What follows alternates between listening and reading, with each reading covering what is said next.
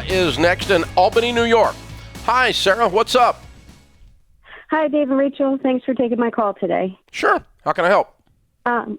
So my husband and I are on baby step 3B, and we have $23,000 saved towards a house down payment. Wonderful. And we are looking at a house around $250,000. We haven't found one yet, but that's our ideal number.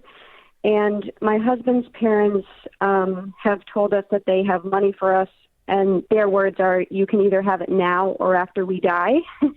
So they have said to us, like, just give us a number and we'll give you money towards a house.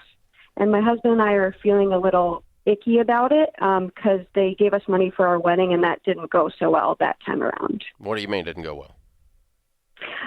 They gave us money, and then they were upset when we didn't choose things that they didn't like in our wedding.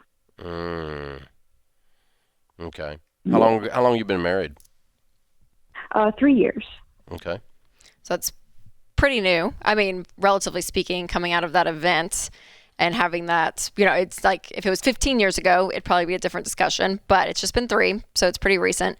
So, I mean, I kind of see 2 options you guys have. The easy option would to say, you know what, it's not worth the relationship stress. It's not worth it. My husband, I mean, you guys have saved $23,000 for your down payment. You're almost at 10% if you want a $250,000 house. Like, you guys are rocking it. Like, you're doing great without their help. And so you could just keep on trekking and just saying, hey, you know what? If they have an inheritance when they pass, that's great. That'll just be, a blessing giving death to continue their legacy. And that's it. So you can go that route, and you guys would be 100% totally fine.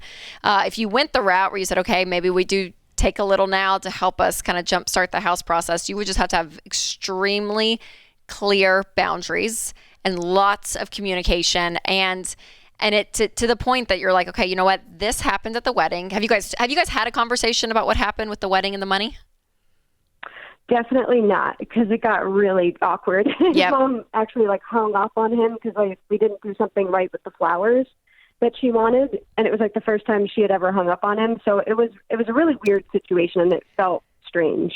Absolutely. Well, there's some dysfunction there. I mean, right? I mean, that's a pretty big statement, and so I would say, if you guys go forward, you have to go back and revisit and say, hey, this is our experience with you guys with the money. We were very thankful that you guys gave us this amount, but this conflict happened. It made us very uncomfortable.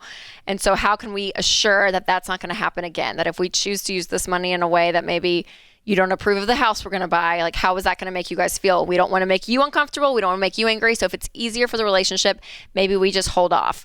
But I just see that lots of communication around these topics. You kind of just get the funk out of the air, talk about it, but then you guys have to know that you cannot control their response, and how they choose to respond is up to them. And so my knee-jerk reaction, Sarah, if I was in your position, it's probably just not worth it. And I'm like, you know what? I think we're going to be fine on our own, doing our own thing, instead of messing with it. Okay. Yeah. If you are going to go forward, I would, what Rachel said, I think it's your husband's job because it's his parents. There is a possibility that the house sits in a different place in his mom's emotions than you stealing her baby boy. That was a thing. So,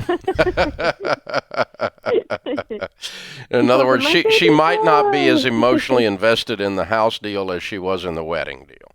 That's a possibility. True. So we could give her a little bit of grace in that regard. But I think he's got to sit down with his mom and dad, and probably maybe you're not even there, or if you're there, you don't say a word. That sounds good to me. And he needs to handle his parents, because otherwise you're going to end up, the narrative is you're the bad guy. Yeah. And we don't want you being the bad guy at the end of this, and it would just sound like, Mom and Dad, listen, I mean, Mom, you hung up on me over the flowers at the wedding, and felt like you had the right to tell us how to do things at the wedding because of the gift.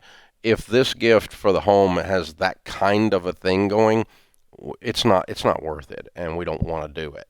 But if you can assure us that you will allow us to make our decisions about our house, and you'll enjoy our purchase with us, then we would love to accept the gift. But we can't because I don't want you angry with me again. If I buy a house that, doesn't have enough trees to suit you or something. You know, I don't know what the flip is she or going a guest bedroom. Yeah. Yeah. Doesn't, you don't like the guest bedroom. Because also the truth of just like the human condition is it wasn't the flowers, truly the flowers that set her off. It's truly not going to be the specific house. It's everything underneath that's going on in her, whether it's the control aspect, whether it's you took her baby boy from her, like whatever it is.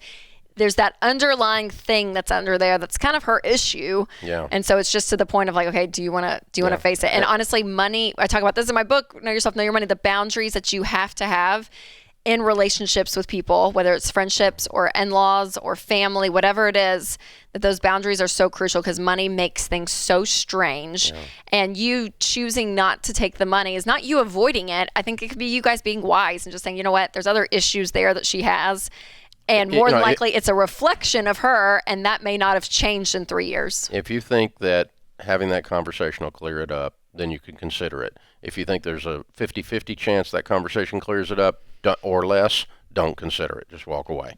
Yeah, but you guys know more how things have been during the 3 years since and so forth than anybody else. Maybe she's just having a really bad week. You know, I don't know. But it's an emotional thing to go through a wedding for all parties involved, not just the bride. And so having done 3 weddings with 3 of our kids, I've experienced that as the dad. And I've watched the various moms experience it different ways. And so in just the Ramsey house anyway. So it's a process to go through emotionally. So, yeah,